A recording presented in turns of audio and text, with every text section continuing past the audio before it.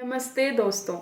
आजकल हम अपने धर्मों से दूर होते जा रहे हैं और धर्मों से दूर होने का सबसे बड़ा कारण बताते हैं हमारी साइंटिफिक सोच का होना। लेकिन क्या आपको पता है हमारे रीति रिवाजों, हमारे धर्मों में जितने भी मान्यताओं को हम मानते हैं उन सब के पीछे साइंस छिपी हुई है। ऐसी ही साइंस आज हम आपको बताने वाले हैं। असल में हमारे रिचुअल्स हमारे लाइफस्टाइल को सुधारने के लिए बने हुए हैं, तभी पूर्वजों से लेकर अब तक हम उन मान्यताओं को मानते आ रहे हैं। तो चलिए बात करते हैं सबसे पहले गंगा स्नान की। हम सब ने सुना है कि गंगा जल में नहाने से सब पाप दूर हो जाते हैं, सब बीमारियों का नाश हो जाता है। सब बीमारियों का नाश सिर्फ एक जल से। ऐसी क्या शक्ति है गंगा जल में? तो आइए समझते हैं गंगा जल के पीछे का रहस्य। साल 2016 में national engineering and research institute यानी कि नीरी को ये सुनने में आया था कि इससे बीमारियों का हल निकल रहा है। तब उन्होंने वहाँ रिसर्च की और उनको पता लगा यहाँ एंटीसेप्टिक, एंटी फंगल और एंटीबैक्टीरियल प्रॉपर्टीज़ भी बहुत ज़्यादा हैं।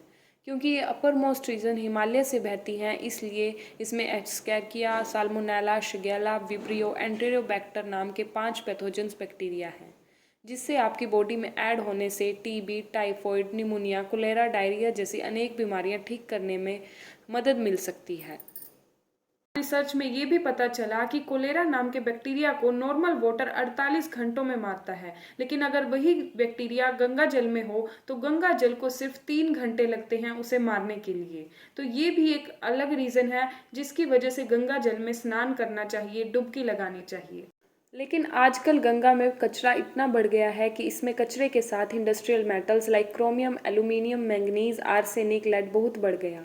इसके अलावा फूल और दूध जैसे डिस्पोजल भी पानी को पोल्यूट कर रहे हैं, जिसके कारण गंगा नदी में प्लैंकटन इतनी बढ़ गई है कि अब इसे ड्रिंकिंग वाटर कैटेगरी से भी बाहर कर दिया गया है। सीपीसीबी का मई 2019 में कहना था कि water from Holi river Ganga is absolutely unfit for drinking water. अब बात करते हैं हल्दी और मेहंदी की। शादियों में हल्दी और मेहंदी तो सबको लगती है।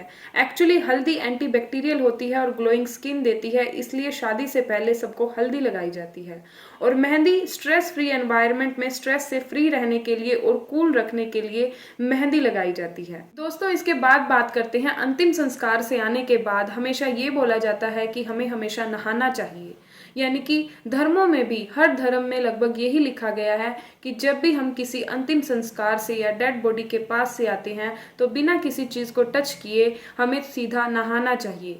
इसके पीछे भी साइंटिफिक रीज़न है, क्योंकि हम सबको पता है डेड बॉडी बैक्टीरिया से नहीं लड़ सकती और धीरे धीरे डेड बॉडी डीके होती जाती है, जिस कारण वहाँ पर बैक्टीरिया बढ़ते रहते हैं। अब बैक्टीरिया बढ़ने की वजह से जब भी बाकी के लोग उसके संपर्क में आते हैं या शमशान घाट में जाते हैं तो उस समय बैक्टीरिया जानलेवा बीमारियां फैला सकता है। सन 1845 में वियना के डॉक्टर इग्नस सैमुएलिस ने भी एक चीज ऑब्जर्व की। उन्होंने ऑब्जर्व किया चाइल्ड बर्थ के बाद, डिलीवरी के बाद महिलाओं की मौत हो रही थी। बहुत रिसर्च के बाद उन्हें पता लगा कि डॉक्टर्स पोस्टमार्टम के बाद महिलाओं की डिलीवरी बिना हाथ धोए कर रहे थे, जिसकी वजह से लगातार मौतें होती जा रही थी। इसके बाद हर हॉस्पिटल में कानून बनाया गया कि आफ्टर ऑपरेशन सबको हैंड वॉश करना जरूरी है और सब इंस्ट्रूमेंट को धोना बहुत जरूरी है। इसके बाद से ही डॉक्टर इग्निस को फादर ऑफ इन्फेक्शन कंट्रोल का दर्जा दिया गया। दोस्तों, एक मान्यता ये भी है कि पानी में सिक्का गिराने से हमारी हर मान्यता पूरी होती है। तो क्या इसके पीछे भी कोई साइंटिफिक रीजन हो सकता है? दोस्तों, पुराने जमाने में कॉपर के सिक्के हुआ करते थे। कॉपर हमारी बॉडी के लिए बहुत बेनिफिशियल है, जिसमें anti microbial, anti inflammatory, anti carcinogenic properties होती हैं।